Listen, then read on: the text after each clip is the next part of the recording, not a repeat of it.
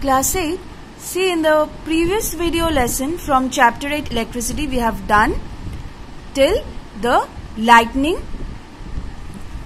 charge in our atmosphere, right?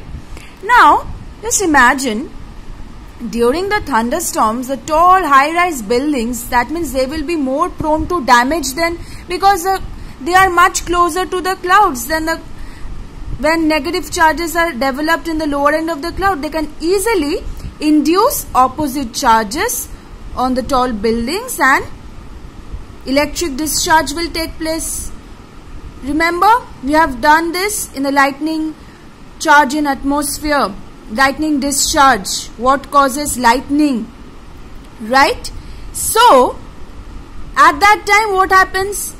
When there will be so much negative charges developed on the huge thunder clouds, then what will happen? They will induce more positive charges on the buildings which are very close to them, even closer than the ground. And what will happen? The electrons, they will start flowing from here to here, breaking the insulation of the air. That means even if air is not a good conductor, but still the charge, the difference in the charges are so high now that it can overcome the resistance of the path through which it will flow. So obviously it will damage then the lightning. If the lightning falls on this building, it will get damaged. So what do we need to do? We need to protect this. So you will find that in the tall buildings and houses, on the roof a long metal rod is placed having very sharp pointed spikes, and the other end of the metal rod is connected to a metallic plate, usually copper, and buried deep inside the ground. Why is this done so? Let's see. During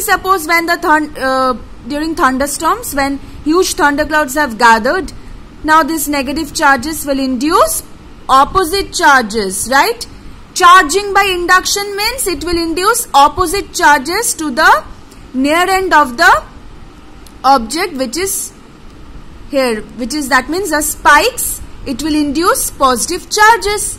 That's why we have taken metallic rods. Okay, we have taken metallic rods because those are the good conductors of electricity, isn't it? So when positive charges are induced in the spikes, what will happen? Negative, positive. Electrons will start flowing from here to here, right? Because more electrons are there here, right? Electron more is here. So it will start flowing to this part, breaking the insulation of the air, isn't it? So the lightning discharge will move through this metallic rod and then deep inside the ground. That's why we have taken copper plate here. This end is connected with the help of copper plate and buried deep inside the ground. So basically, so what will happen? What is the benefit of doing that? It's providing an earth connection. What is that? That means the charges are being flowing to the earth and not damaging my home then. The ground, it's such a huge, compared to all these things, that it can easily absorb all the charges, isn't it? So the house is then protected. The charges through this metallic rod, they will flow to the earth via this copper plate. Copper plate, again metallic plate we have taken, see, because it's a good conductor of electricity. So this is known as the lightning conductors. Now next thing which we will learn is what is an electroscope. We have studied about the charges, etc. We have studied how we can charge an object by conduction, induction.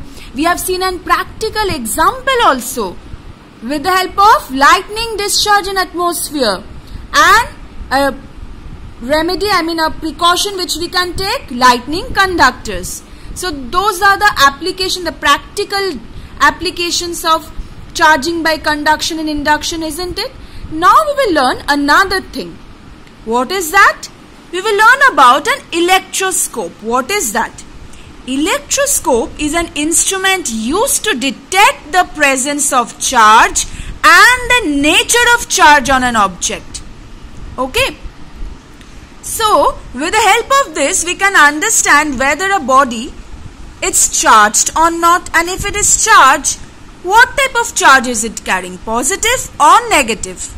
So, in your syllabus, we will only study about gold leaf electroscope. Okay, not this one, but only gold leaf electroscope. Let's see what is that.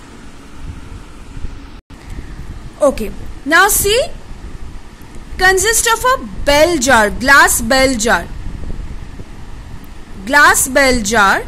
in which we have inserted a brass rod.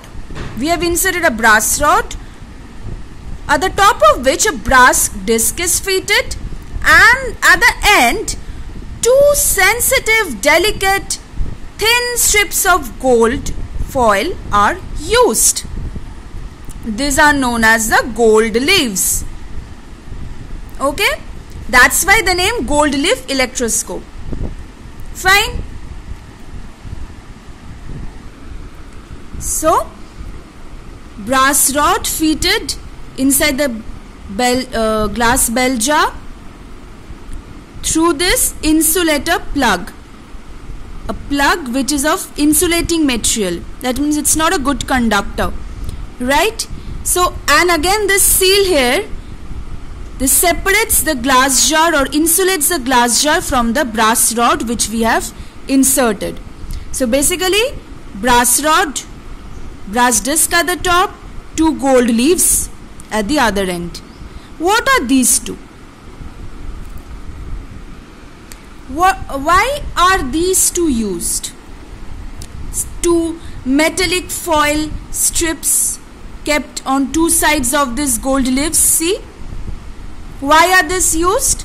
And also it is mentioned that earthed metal foil strips. See?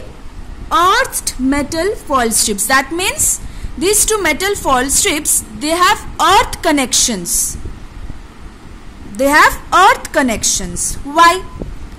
We will discuss once we discuss the use of this electroscope. First discuss that. First we will understand how the electroscope is helping us to detect the presence of any charge.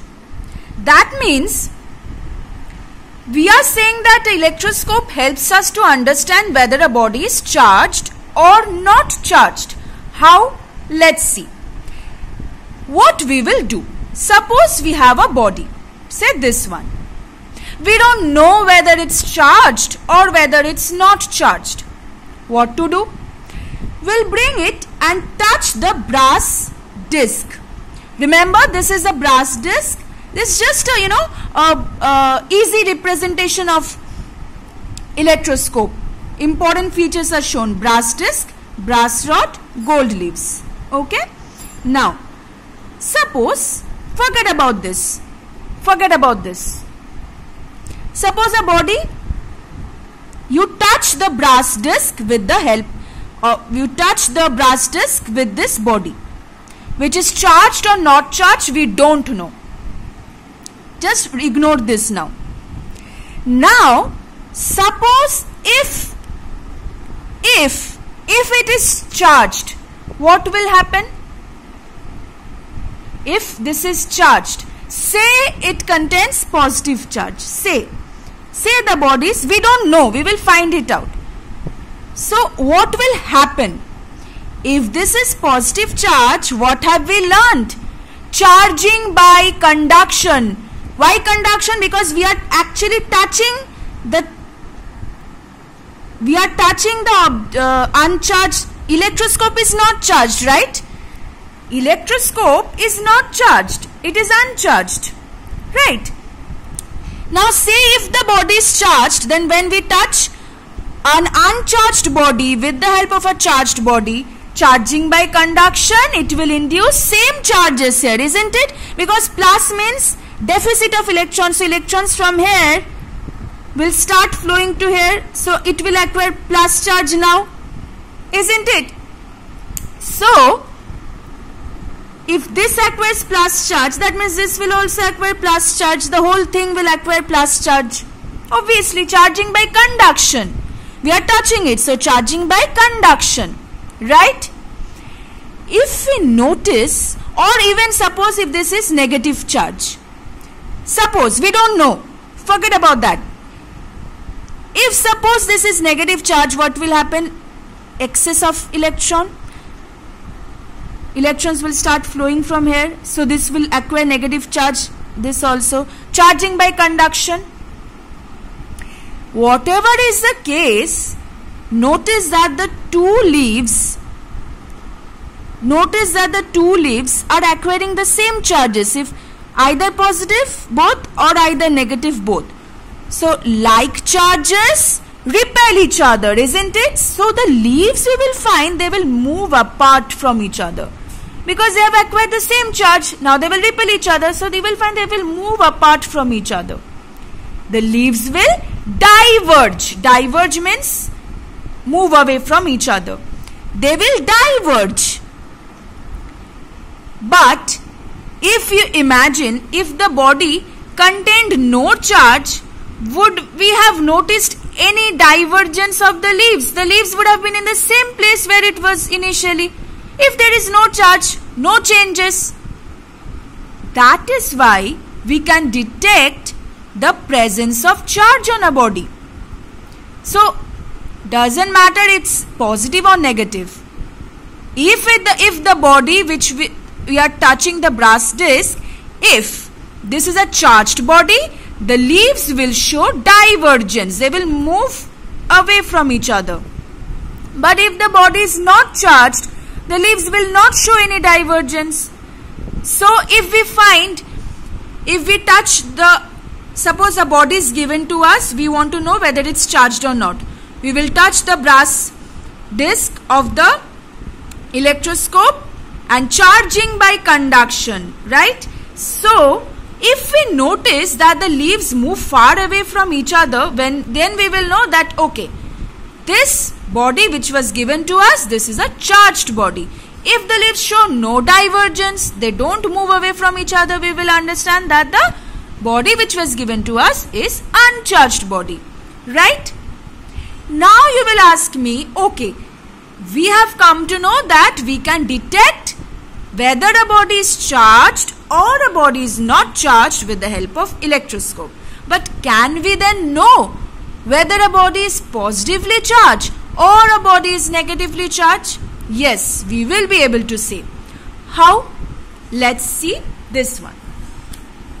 Now, in this case, we need to charge the electroscope from before. Okay. Initially, in this case, the electroscope which we were using, that was not charged. That was normal electroscope. But if we want to know whether a body is positively charged or negatively charged, for that we need to do something. First we need to charge the electroscope. Okay? First we need to charge the electroscope. We can charge the electroscope by two methods. You have learned this. We can charge by conduction or by induction. Any one you can do. If suppose I charge the electroscope by conduction, then what will happen? If I charge electroscope by conduction, if I take a negatively charged body, electroscope will acquire negative charge. Right? If I take a positively charged body, the electroscope will acquire positive charge. And if I charge the electroscope with the help of induction, then if I take a negatively charged body but we don't touch it, then charging by induction, so it will induce opposite charges here. Remember, charging by induction, you have a body uncharged, you take another body close to it. If this has got negative charge, it will repel the electrons to this side, electrons from this side to this side. This will become lack of electrons, so positive charge. So by induction we can induce opposite charges to the near end, and similar charges to the far end. So if we are charging with the help of negatively charged body, which side of this thing will acquire the negative charge? The leaves. This is a far end. See, this is the nearest end of the uncharged body and this is the far end. So this will acquire negative charge, this will acquire positive charge. If we are charging with a positively charged body, then what will happen? This will acquire positive charge, this negative charge. So whatever it is, first we charge the electroscope. Okay. Now suppose we have already charged the electroscope either by conduction or by induction. Okay. And now we remove the body with which we have charged the electroscope. We remove it. So the charges will only reside here now. So we have charged the electroscope already either by conduction or by induction, and what have we done? We have connected the brass cap with earth so that the charges from this part will move away straight to the earth. Okay. The charges from this part will move away straight to the earth so that only charges on this leaves will be there. Only, no charges from here. Because once we move away this object with which we have charged the electroscope and we connect this brass cap with the help of connecting wire to the earth. So all the charges from here will move to the earth, right? Obviously because the earth is neutral and this is charged. So if we connect the two with the help of a conducting wire, the charges from here will move to the earth. So only charges here will stay. Now, suppose your electroscope is negatively charged. Suppose your electroscope is negatively charged. Now the body whose charge we want to know, we bring it and touch it with the brass cap. If the body is negatively charged, what will we see? Charging by conduction again and again, negative charges will develop here. So we will find that the gold leaves farther move away from each other.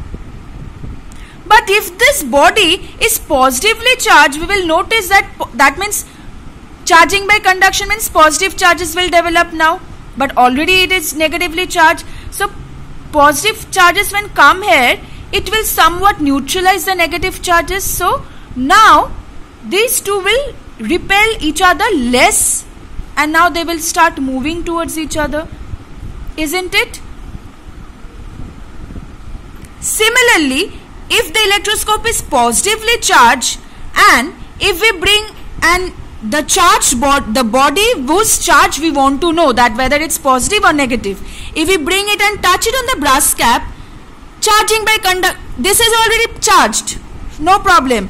Here it was already, the leaves were negatively charged, fine.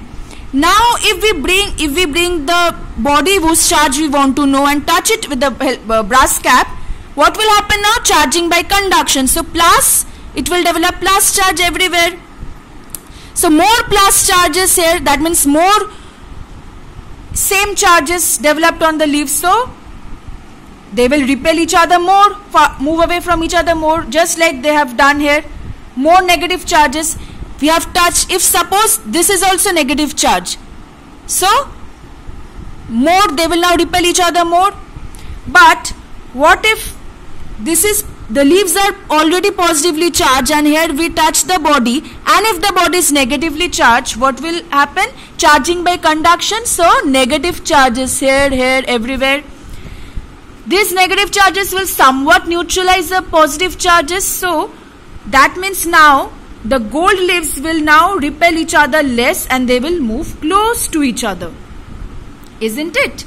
So basically notice that whenever we are bringing a charged body, which is once we charge the electroscope, okay, we will charge the electroscope, and if we now bring the charged body whose charge we want to know, whether it's positive or negative, and we touch it on the brass disc, And if we find that the gold leaves, they move far away from each other, then we will know that the charge on the body, whose charge we want to know, that is carrying the same charge as that of the electroscope. So if the electroscope is positively charged, it is positive. If it is negatively charged, it is negative. And if we see that the gold leaves are moving towards each other, then we will know that, okay, the body whose charge we want to know, whether it's positive or negative, it is of the opposite charge as that of the leaves of the electroscope. Okay. So now, why these are used? This metallic foil strips are used so that when huge charges accumulate on the gold leaves, they will obviously repel each other and move far away from each other. Now, when they move so far from each other due to excessive accumulation of charges on them, they will touch the gold strips. These strips will acquire the charges. Now, they are earthed. That means these metallic foil strips are connected with the earth. Okay, they are made earth connections so that they can discharge the charges accumulated on them, which they acquire the charges from where? From the gold leaves. When huge charges accumulate on the gold leaves, they will diverge so apart from each other that they will touch the metallic foil strips on either sides. And this, if they are connected to the earth, if these are connected to the earth, then what will happen? The charges from here will move to here when they touch it, and the charges will be discharged to the earth, and the leaves will now again move back to their original position, isn't it? So it's used to free the leaves from excess accumulation of charges. So when we want to detect a charge on a body, that whether a body is charged or not, we use a normal electroscope, that means an uncharged electroscope. Okay, but when we want to detect the nature of charge with the help of electroscope, we first have to charge the electroscope.